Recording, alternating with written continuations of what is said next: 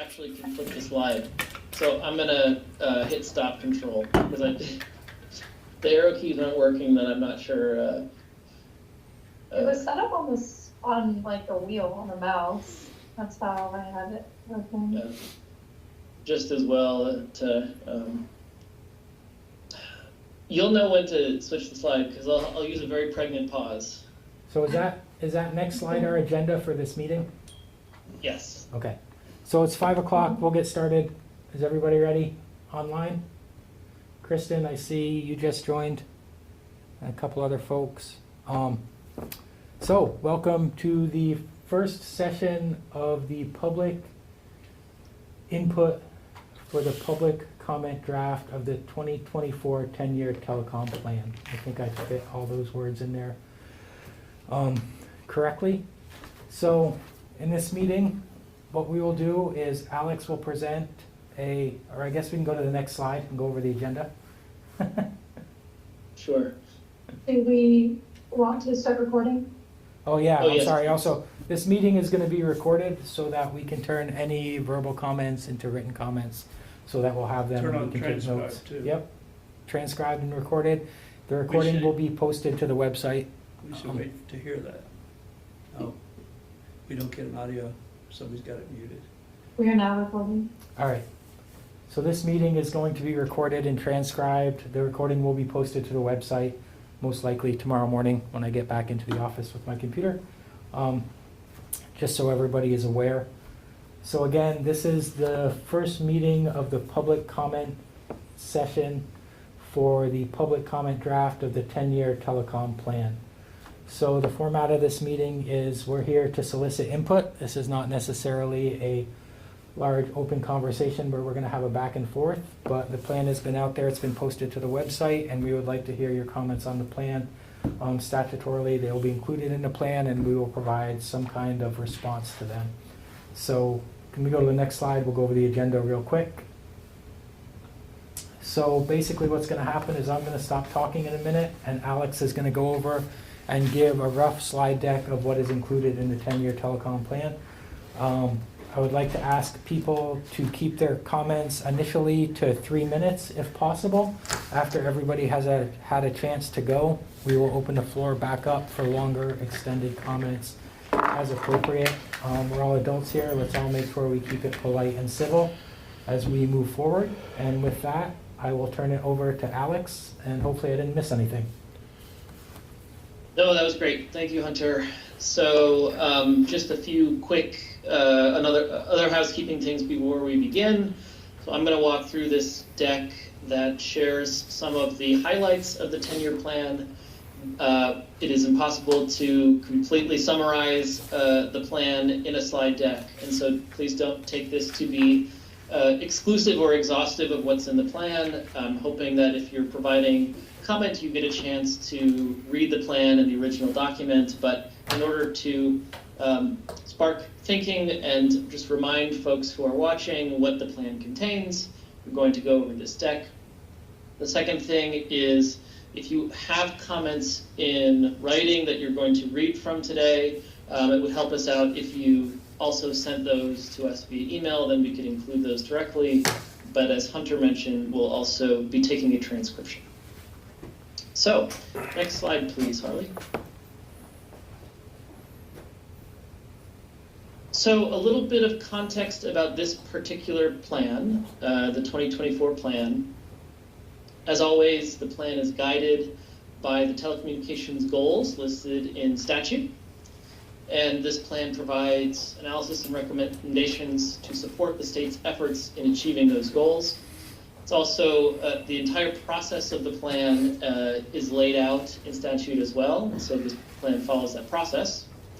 The moment of time when it is happening in 2024 is notable because we are in the midst of a significant amount of federal resources being provided to the state to target certain types of broadband deployments.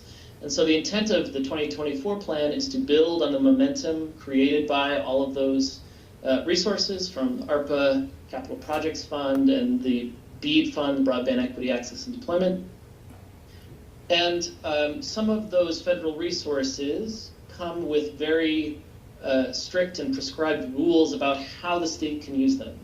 And so, and those resources also require a separate planning process and a parallel planning process that happened during the creation of this plan. And so the other piece of important context is that this plan follows statute and addresses all of the statutory requirements. However, it also places a special focus on elements that are not being addressed in the simultaneous BEAD planning that is being required by the federal government. And that's just to be efficient with resources and to provide a deeper perspective on some of the items that are not already being addressed in parallel. Next slide, please. So a robust amount of qualitative and quantitative research underpins the analysis and recommendations in the plan. A quick selection of that is as follows. The plan, as part of the plan, we did a landline and cell phone survey of a statistically significant sampling of Vermont residents. We also surveyed Vermont businesses, healthcare professionals, and public safety professionals via online surveys. We interviewed, it's actually closer to 60 at this point, stakeholders. We did a statewide mobile wireless engineering and coverage analysis. We did a really robust analysis called an input-output analysis that allows us to understand the gaps in the workforce in the state of Vermont related to broadband construction. There's obviously more in the plan, but this is a section of highlights, I think, of pieces of research that are important to note going into this. Next slide. Great. Oh. So I'll go through a selection of the findings that we think are important and salient to the recommendations. On the next slide, we have a finding that perhaps is the most obvious because we've seen it happening all around us, right? Fiber coverage is expanding rapidly in the state. It's expanding so fast that the data sources we have to even understand it can't keep up because construction is constantly happening. So households with access to 100 meg symmetrical doubled between 2021 and 2023. Vermont is on track to pass all on-grid premises by 2029 with 100 symmetrical fiber. Related to this fiber expansion, our analysis determined that Vermont really needs to grow its broadband construction workforce. The sector had been shrinking prior to 2022, and if we've got an estimated up to $700 million of fiber deployment still ahead of us, the workforce is going to need to grow by about 750 across a number of occupational categories. A couple other findings. One thing that many stakeholders noted was that fiber infrastructure's owners may need to bury portions of the network in the next 10 to 15 years as part of utility hardening and becoming more resilient to climate change. And the process and costs and protocols associated with that are not clear. And a number of stakeholders really desire clarity around how that's going to work, how that will be coordinated, and if there's a role for the state to play to coordinate more efficiency on that front. Another important finding just related to the state's efforts to achieve the goal of universal fiber deployment is that the Agency of Transportation is no longer issuing right-of-way permit waivers, which they had been doing for a while for infrastructure builders in unserved areas to ease the economics of deploying in the really rural areas. Next slide. So a couple interesting findings on the mobile wireless service. Stakeholders reiterated how important the service was. 80% of businesses indicated that they did not think that Vermont's mobile wireless coverage is adequate for their business needs. And a clear majority of residents strongly agreed that the state should use public funds to improve mobile wireless coverage. And while mobile download speeds have increased quite significantly since 2018, coverage areas have seen almost no improvement. So there's actually little to no expansion of service areas happened in the last 5 years. But lastly, an important finding from the engineering analysis is that we looked at the entirety of the gaps in the state, and the analysis showed that strategically placed small wireless facilities, which we measured at 50 feet, can make significant progress towards closing a good portion of the coverage gaps, right? So in comparison, we did a similar analysis for more traditional 140-foot towers, and while the efficiency of those 140-foot towers is notable for the hardest to serve areas, the point of this analysis was that it actually demonstrated that Vermont could make significant progress with smaller facilities, at least for the easiest to serve areas that currently don't have coverage from any provider. Next slide. Affordability is obviously critical, and during the creation of this plan, it came about that the Affordable Connectivity Program at the federal level is sunsetting due to lack of funding. That program provided a $30 a month subsidy for about 24,000 Vermonters to either help them with their mobile wireless bill or their fixed coverage. And we some interesting stats about how critical affordability is. For example, 16% of respondents under the age of 45 reported that the cost of their mobile bill often or always impacts essential items. Participation in the ACP was notable, especially among certain populations who really needed that coverage.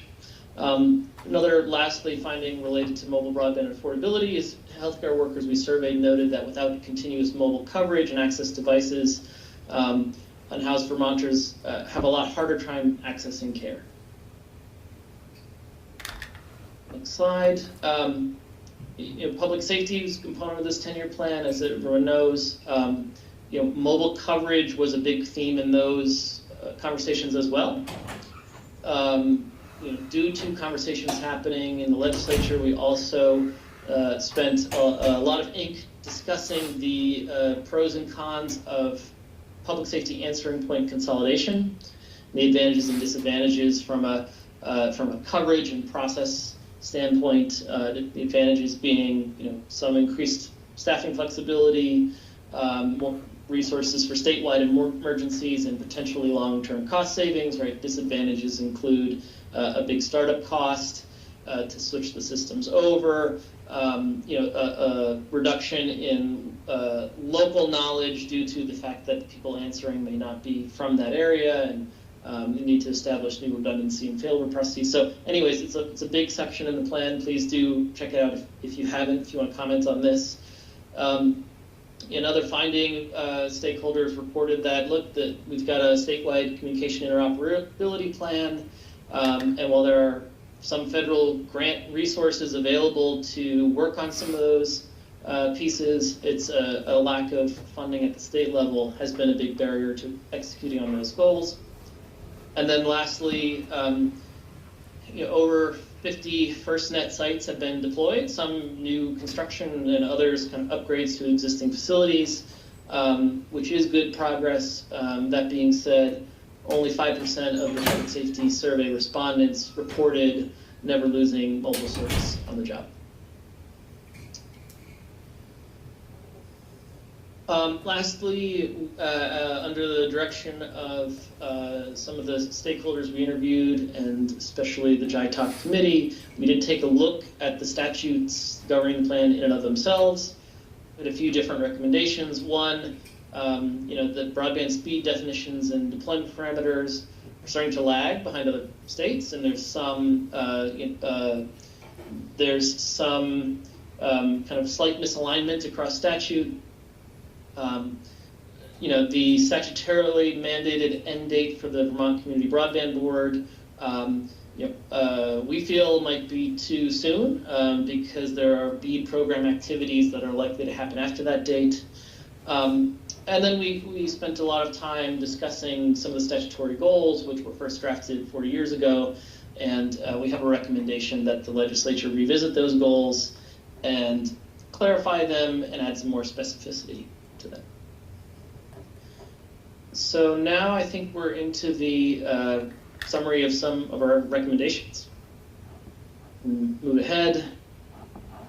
So we have some recommendations about how the state can take some actions to make wireline deployment more efficient. Again, some of this is dictated by federal statute that's attached to the BEAD funding that the state has available, but nevertheless, there are things the state can do. We recommend reinstating the Agency of Transportation permit fee waivers, which will help reduce the challenge of the economics of deploying rural areas. We appreciate and commend the workforce training that's going on in the state already, but that does need to be scaled to accommodate the amount of construction that will need to happen and calibrated based on the gaps that we identified in our analysis. And then lastly, the state is in the position where they should be the ones driving clarity around the future process of burying infrastructure as utilities underground their infrastructure over the next 15 years. And that part of driving clarity around that will mean understanding the potential impact to ISP and fiber infrastructure owner financials and their business plans, and also providing a central coordination role to create savings and align people all working on this to be as efficient as possible.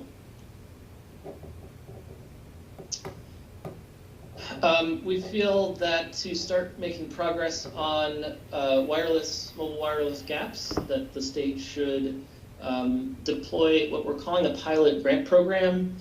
And this grant program, we recommend focusing on those small wireless facilities that, again, can make meaningful and efficient coverage progress in the state, while also not having as much of an impact on the landscape as 140-foot towers do. We recommend a $2 to $3 million initial pilot program here. The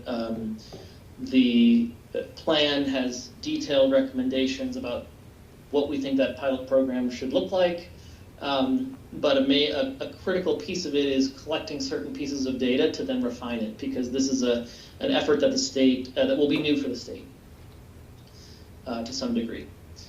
We also have a number of recommendations about data collection practices writ large, and ways that the state can strengthen their planning abilities to better measure progress, including repetition of mobile broadband drive tests using the same methodology done in 2022, the establishment of a crowdsourced drive test framework to collect data on the roads that the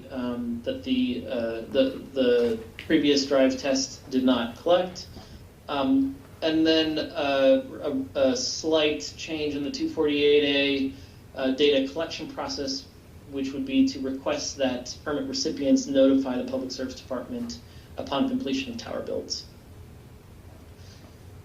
Affordability has a number of recommendations in that section. A couple highlights here. We recommend using a 2% of monthly income benchmark as a definition of affordable for fixed and mobile broadband spending for low-income Vermonters. We have charts extrapolating what that means in the plan.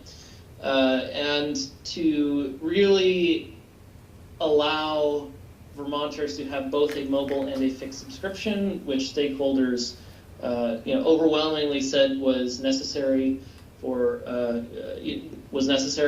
Vermonters. We believe a state-run subsidy program should provide $67 a month to support both of those types of subscriptions. And we also believe that a fully subsidized mobile device and mobile subscription program for unhoused Vermonters in particular would really benefit that population and ensure continued access to services.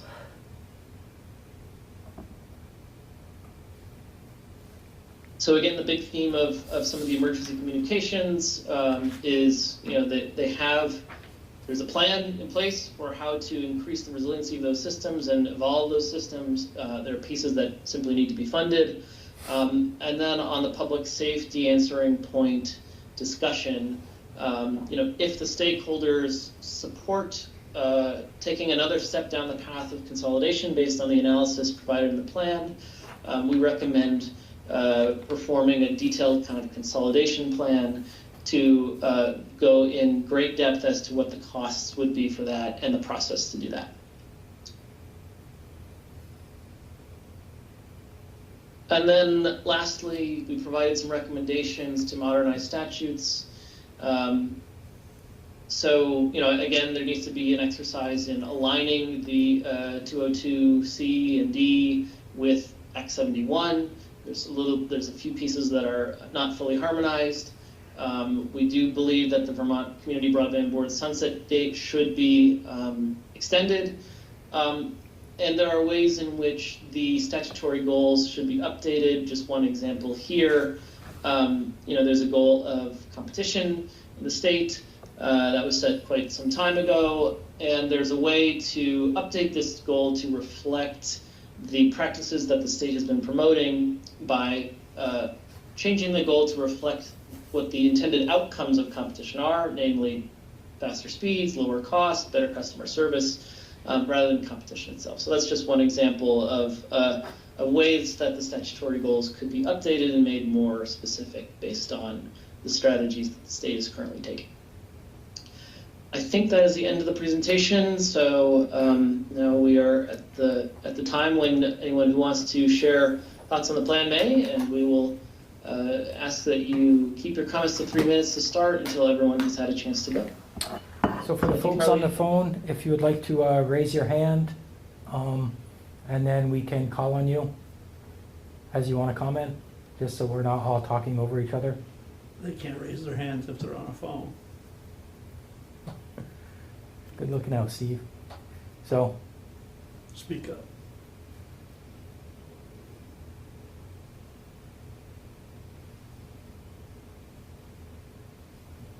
we're here for another 38 minutes anyway, so. Is everybody muted at the console, or can they unmute? They can unmute, and there's a raise your hand function on there where it'll like a little virtual hand go up. There isn't one if I dial in. Oh, that's true, if you dial in. All these people are connected in with Teams, otherwise they would just be telephone numbers. Okay.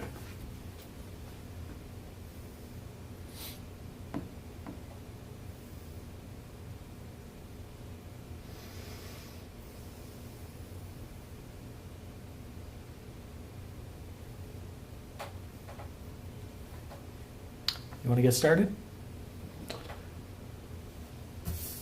I was hoping not to go first or last, but I think just to set the tone, which I will change later, I want to commend a couple of sections of the plan.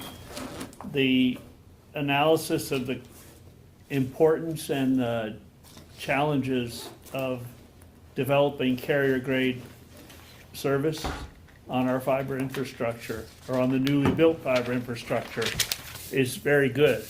Unfortunately, it's done in the context of expecting CUDs to do that, which is almost laughable.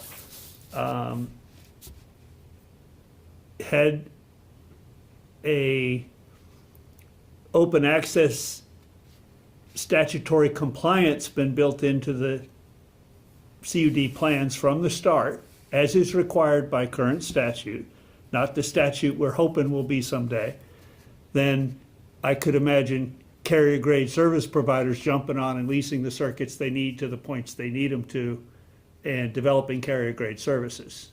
That is probably the only way we're going to get carrier-grade out of this. This ties somewhat together with the study of burying. If they're currently piloting the direct burial with Green Mountain Power, but yet the cost to add a conduit where they're already got the ditch open were so exorbitant for fiber to go in that it was waived. The opportunity was waived in the pilot. And then another section of underground yet to be done was going to require hundreds of thousands in the replacement poles, and Bell Advance decides they'll just charge that amount to drop the conduit in. So I believe that if we're gonna do a study of direct burial communications and fiber in the same operation as direct burial of the Green Mountain Power Electric, it's gonna have to be regulated like a rate case. And that plan is long overdue, because now all the CUDs have aerial plans, which it may be too late to switch horses. So the neutral host analysis, or I haven't seen the actual propagation analysis, but the analysis that so many lower poles in a small cell arrangement, I think, is a smart idea and could work better in Vermont. Again, the assumption that the CUDs would own, build, and manage those is a fallacy. CUDs can barely, in any case, I'll refrain. This CUD myopic draft aspect of this draft is, I believe, a result of the same firm writing the plan, which is the same firm that wrote the last plan and failed on 9 out of 10 statutory requirements, is also doing the engineering work for the CUD within the department, for the CUD plan review within the department.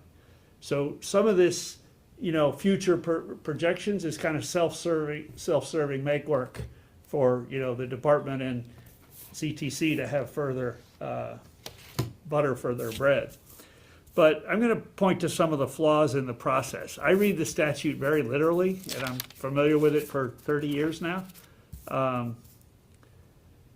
And what's prior to preparing the plan? An overview looking 10 years ahead of statewide growth and development as they relate to future telecommunications service. That's missing. That's not in here. Shifts in transportation modes, economic development, technological advances. That's not in here. The factors that will significantly affect state telecommunications policy programs. That's not in here. The overview shall include economic demographic forecasts sufficient to determine infrastructure investments, goals, and objectives. That's not in here. That's prior to preparing a plan. So you've really gotten out ahead of yourselves in preparing a draft without reading what the precursors are. The surveys are pretty good, but I question the statistically significance of the number of people that were surveyed. I'd have to talk to somebody who knows survey methodology better than I to see what's appropriate for this kind of scale. We used to have hundreds of people. In the 90s, we had hundreds of people participating in this planning process. And it's the department's failure to write a plan, failure to properly promulgate it, failure to hold hearings on a final draft, failure to even draft a plan for several of the generations under O'Brien and Douglas, that has caused this capacity of the public to atrophy. And so when I read that in developing, the department shall establish a participatory planning process that includes effective provisions for increased public participation, this doesn't cut it. 3 meetings with 1 or 2 people at them is not anywhere close to what you need to be doing to draft such an important document. That's if all the homework were done first and put out for review. So, to the extent necessary, I guess that's in whose determination, the department shall include in the plan surveys to determine existing, needed, and desirable plant improvements and extensions, access and coordination between telecommunications providers, methods of operation, and any changes that will produce better service or reduce costs. Those are things that this contractor is too in bed with the CUDs and their plans to even think outside the box. This broadband money was on. We had one good model with WEC and CV fiber. For a time, I was integrally involved with CV fiber. And that fell apart because this easy money made it too easy to go and just take the money and not worry about WEC getting a low interest RUS loan. So the pole owning utilities, in order both for resilience planning, for public safety and carrier grade capacity, and the ability to rapid restoral, that having the skilled technicians in state and readily at hand and ready and prepared and expecting a storm with their trucks and tools and parts loaded is not going to happen the way we've gone about it. We've gone about it with a bunch of out-of-state, especially consolidated, a bunch of out-of-state non-union fly-by-night contractors, and then they leave town and nobody can even figure out why this, splitter's not lighting up. So the pole owning utilities, and it may be too late, but where we are in the plan, I'm going to keep raising it in case there's structural re-steering that can be done. The pole owning utilities should be, especially in the underground. If we're going to go underground, even more so, because then we don't have increased cost of ditching that fiber underground. It's going to go in as Green Mountain Power buries their own. Steve, Yeah, I don't mean to interrupt you, but when you have a moment to pause, just so we can check and see if anyone else has any comments yet. I'll pause right there. Stephen, would you be able to state your full name for the record too? Sure, Stephen Whitaker from Montpelier. Thank you. And since I'm doing that, I want to point out, I would ask people to go look at Appendix G of the last 10-year telecom plan. And I put pages and pages of constructive and specific recommendations regarding resiliency and public safety needs. And it was all just swept off the table. Whoever was doing that, I presume it was Corey. You would know if you were doing it. I know it wasn't Clay, so. But my point is, if that's again damaging the public participation. If you're going to bother to participate and provide a lot of input and it's just going to get swept off and ignored, that doesn't bode well for you adhering to statute with your public participation. So the pole owning utilities should be. Let's make sure no one else on the phone wants to go. Then we can come right back to you. I thought I just did that. Okay. I don't know if we gave him long enough. Does anyone else on the phone have a comment they'd like to add?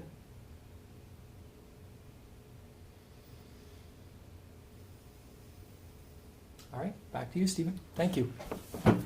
So the pole owning utilities are the logical entity to build, own, and maintain and lease open access fiber. Competition, wishful thinking that we're going to get the benefits of competition just by saying we're going to get the benefits of competition with monopolies is la la land. The competition creates an incentive of smart teams of people working against each other to drive prices down and drive quality and loyalty up. And that's a proven fact again and again. And statute says it. You can't be writing a plan for a statute you hope to change in years to come. And that's what this is. This says we're going to plow ahead with a monopoly service. We're going to keep all the monopoly arrangements secret between Waitsfield Faiston or GWI and the CUDs, and we're going to grant huge new footprints to the monopolies. We're not going to address, here's a gap, the vulnerability of unpowered lines for landlines is increasing dramatically as we shift to fiber. And there's been a PUC docket on it, which your department sabotaged, and nothing came out of it. Oh, we're just going to teach people to maintain batteries. It's like, that's a joke. Old people are not going to go in their basement and check on batteries to see if they're too old to be relied upon during a storm.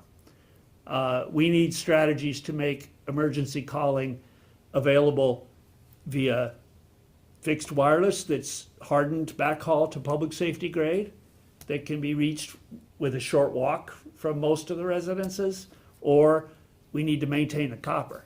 But this reliability. We see this pages and pages of propaganda about FirstNet, and yet no mention of the massive outage on February 22nd, which took down all AT&T service nationwide, including FirstNet. And no one can answer why, and the investigation will be secret. The after action report will be secret. No mention of how FirstNet could fail over with priority and preemption to other carriers in a neutral host model that we design and implement properly, not relying on CUDs. That's putting way too much faith and confidence in CUDs. So I heard the goals were drafted 4 years ago. These goals have been drafted in 20 years ago, 30 years. 87 is when this statute requiring this plan was first passed. And then it was about 10 years ago. It was 10 years ago that we put the 100 by 2024 in place. And here it is 2024 and said, oh, let's move it to 2029. I'm like, if we had had this plan in place when the ARPA money came, or not this plan, but a real plan, when the ARPA money got here, we might have made some progress, and we might have even made it by 2025, because the BEAD money's coming out slower, right? I think I covered most.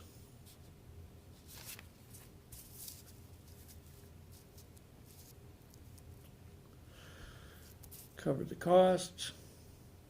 Oh, little to no service area expansion in cellular in the last 5 years, and yet we say, oh, AT&T's got 50 new towers.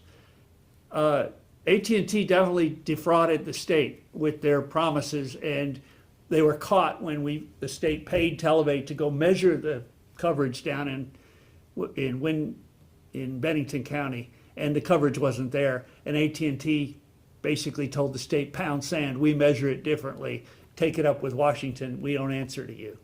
And that's why we shouldn't be advertising for them in this, pretending that they're the only game in town with priority and preemption. No mention that Verizon has priority and preemption, that any first responder can sign up and scan their card, credential, and get priority and preemption turned on, you know? And what of a neutral host model where multiple carriers can have priority and preemption and fail over to each other in a disaster where any one carrier goes down? I mean, that's what would be a plan. So, I don't understand what is being said. Montpelier was encouraged to bow out of EC Fiber. We were a founding member of EC Fiber. We were encouraged to bow out of EC Fiber and let CV Fiber. Instead, nobody built fiber until Consolidated got here, and now nobody will build fiber. The CUDs were not allowed to build in cabled areas where 25.3 was already present, is my understanding. And yet I'm hearing that we're on track to have 100 megabit symmetric, which means fiber, to every address in the state. And it just doesn't add up to me. There's something I'm not understanding about that representation, and it may be couched in the word, we're going to pass all on-grid premises. That might mean that we're not going to have any breakout boxes or any service drops. We're just going to run a long-distance cable through those communities. But that doesn't count for every E911 address having 100 fiber speed. So are we pretending that the cable companies are going to upgrade to DOCSIS 4 and have 100 symmetric? But it's already time. The Telecommunications and Connectivity Advisory Board hasn't met in years and has not provided any advice on upgrading the speed. It's time for our base speed to be gigabit symmetric. But are we going to have that at every address, including the cabled addresses? Or are we pretending that the cabled addresses or the limitation on the ARPA money gives us a free pass to not provide fiber service to those addresses? That's a need for clarification here, because it doesn't add up that we're not building, the CUDs are not designing, as far as I know, we're not designing the areas that are cable built. You're not allowed to use this money for that. And yet we're representing that we're on track to have every on-grid address fiber served. And then fiber served with competition. I mean, the opening chapter, the opening paragraph of the plan says, the department shall be responsible for the revision of plans for meeting emerging trends related to telecommunications, technology, markets, financing, and competition. You can't just say competition, oh, that's inconvenient. You know, that'll make us work harder. That'll make us have to design active fiber and Ethernet networks instead of passive, so that we can, with a few keystrokes, move somebody to a competitor that can keep the data turned on. So I've got a nice marked up copy of the draft and of the, but I don't want to preoccupy this hearing. But I think the fact that nobody showed up, the access media organization, the department shall coordinate with Vermont's access media organizations when planning the public hearings required by this subsection. That's these hearings this week and next, and there's been no coordination with the access media organizations. That's why you don't have any turnout here, among other things. But you need advertising, you need radio advertising, you need speakers on VPR, you know, ahead of time, to say this is a big undertaking we're taking on, and we need to, you know, get everybody up to speed. Here's some homework you can do ahead of time.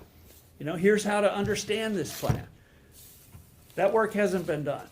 You inherited this mess, I understand, but we really need to rethink how we're going about it. At this point, I'm thinking we need to create an amendment to a bill that's moving related to telecom and extend the due date and get this done right. And that's not going to be by RISI and CTC. They're conflicted, and they should pay back the money they collected for the last plan, which was not anywhere near close to the contractual terms. Thank you. Do you want to submit that in writing, or do you want us to transcribe that? I think it's already transcribed. Okay. And there'll be more, We're here 2 more times. and probably a lot more than that. We appreciate your input, Stephen.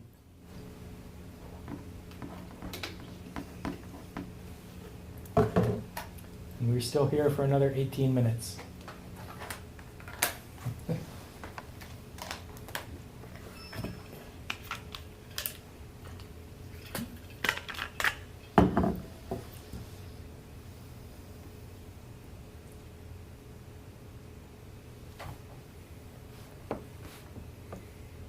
Who made the decision that you can't do a back and forth and argue the merits, or?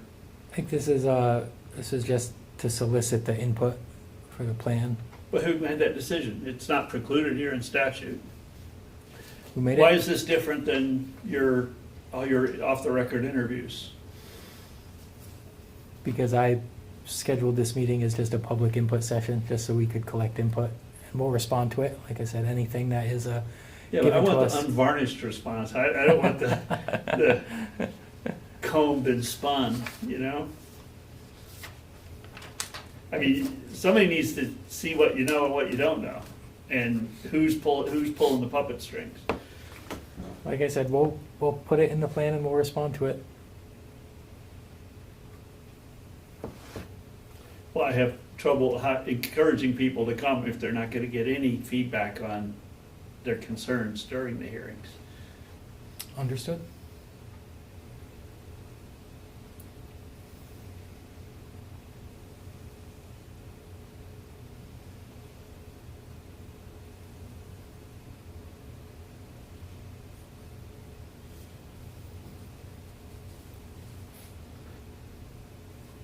Do you know who the people are? HQ, AT, DB, and KO?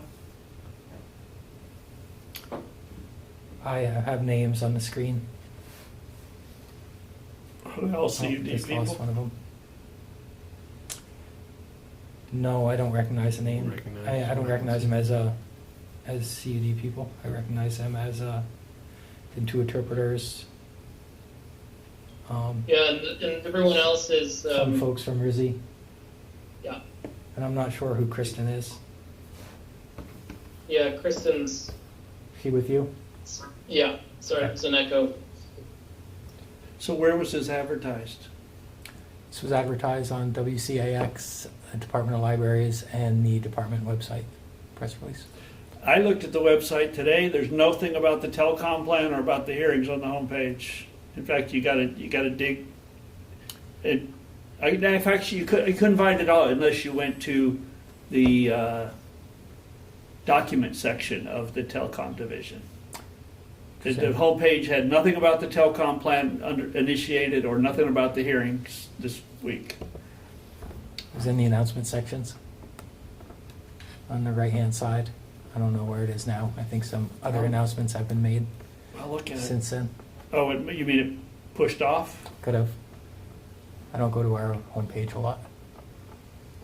Well, you probably need some professional help getting that's what the AMOs were designed. I helped write this statute, and the AMO's participation was to help get the involved crowd, the invested crowd, and even the impacted but unknowledgeable who want to get knowledgeable, AARP, and was any bulk mailing sent out to any of these groups?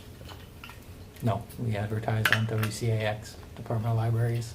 You paid for advertising on CX, or you just got them to cover that you were there going to happen? Online, they're considered as statewide advertising, so if you need to notify the whole state, they're considered one of the advertisers that has statewide coverage. I wouldn't go to there, and I'm a pretty media savvy person.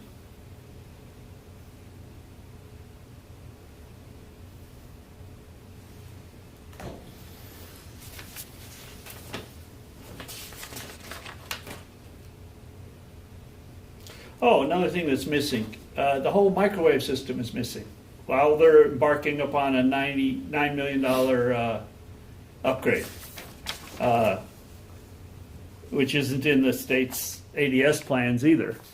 But there's an entire public safety task force that is already got a contractor underway who's gonna do a PSAP call volume fees analysis.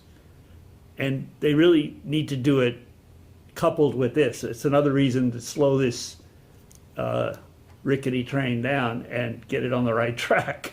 And that's going to be a year-long process. But the amount of knowledge we will have about radio systems, the regionally owned radio systems, the state-owned radio systems, the opportunity for cost-effective concurrent design and build of LTE and LMR. If public safety is going to have to densify their whole network to get P25 working, why aren't we putting LTE and LMR neutral host on those same poles in order to achieve the most cost-effective solution? Because they're all going to need generators, they're all going to need fiber backhaul or microwave backhaul. But then the statewide microwave system is a huge, totally missing from the plan. Unless it's that reference to, the state police's LMR backhaul, which is both fiber and leased fiber. But the opportunity to redo the 911 system on a shared high-performance network, there's no reason we couldn't have a network like Menlo Park and teach people to use it and attract people to come here and build businesses on it. But the reason it's not happening is because we can't seem to get a plan together. Thank you. You think?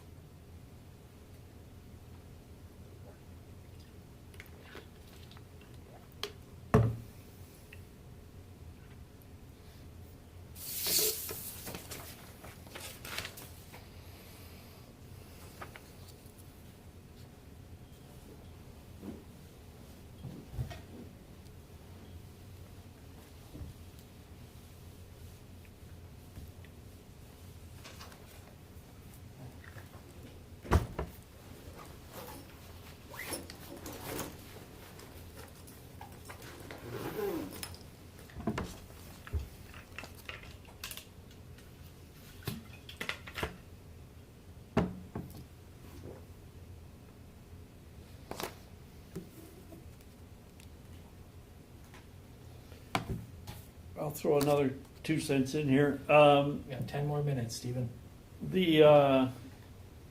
Looking at sub 9, B9, analysis of alternative strategies to leverage the state's ownership and management of the right-of-way, public right-of-way, to create opportunities for accelerating the build out of fiber optic broadband and for increasing network resiliency capacity. That was the language that was put into Act 71, the broadband, that created the broadband board, that said a statewide engineered resilient design was both allowed and fundable with those funds. The broadband board chose not to do it on the claim that it would have slowed us down by 2 years. Well, here we are 3 years later, and it's coming back to roost. That the lack of that statewide design means we're not prepared with a resilience design to know where we would bury fiber with Green Mountain Power to create a carrier-grade, hurricane-proofed core network. What role should Velco's aerial fiber play?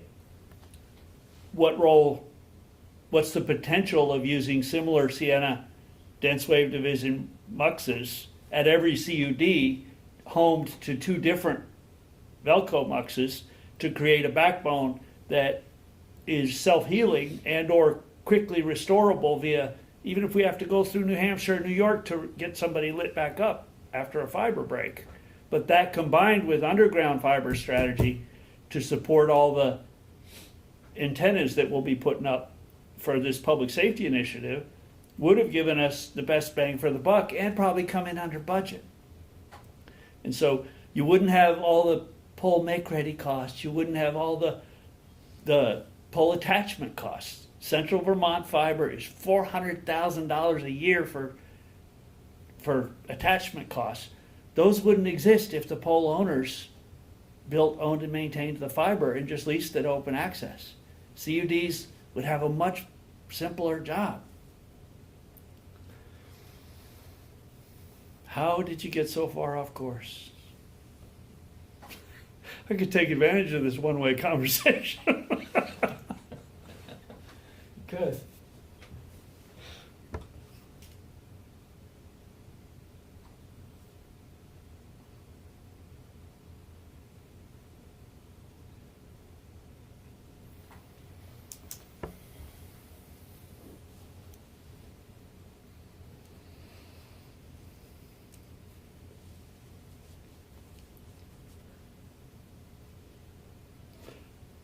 Another thing, the neutral host analysis for small cells failed to include the issue of spectrum.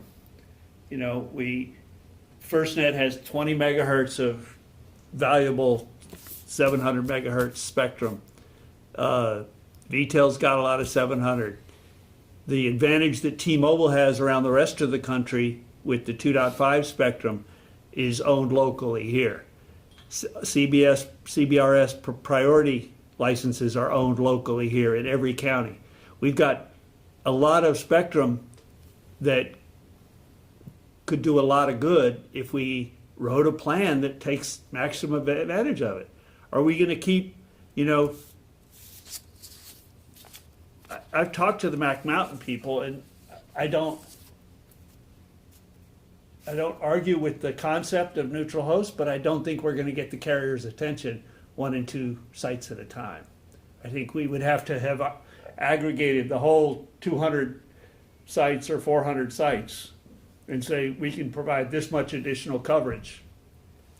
But if we didn't even get to the 76% that AT&T had offered in their secret plan to the governor, and experts have said we should be shooting for 95% coverage.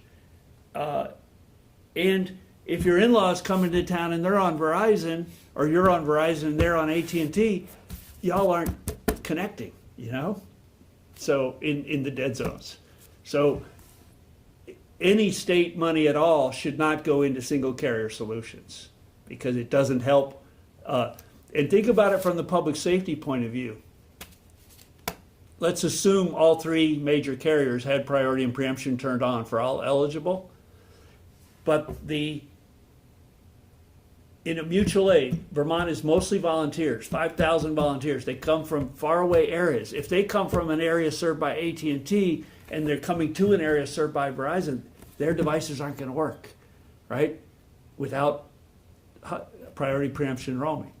So just the safety imperative itself and the increased coverage and the resiliency of failover for FirstNet and or for Verizon public safety. I forget what they call their public safety offering. That brand name should have been in here too. I forget. I know what you mean. I talked to him Yeah. about it a few weeks ago. Yeah, and I don't know what T-Mobile's offering is either. But my point is that there's an opportunity to do this right, and the plan is the place to flesh that out. Not by trying to undermine our competition statutes, and not by trying to, set up the department as a grant maker. Let's, teach y'all to write a plan first before we have you handing out grants. The Telecommunications and Connectivity Advisory Board hasn't met in years, but back when they did, they gave $16,000 per address to Comcast to build some addresses in Norwich, one of the wealthiest towns in the state. So there's a reference to all the Wi-Fi that was put up during the first year of the COVID pandemic, and nobody checked or logged the backhaul capacity that was feeding those.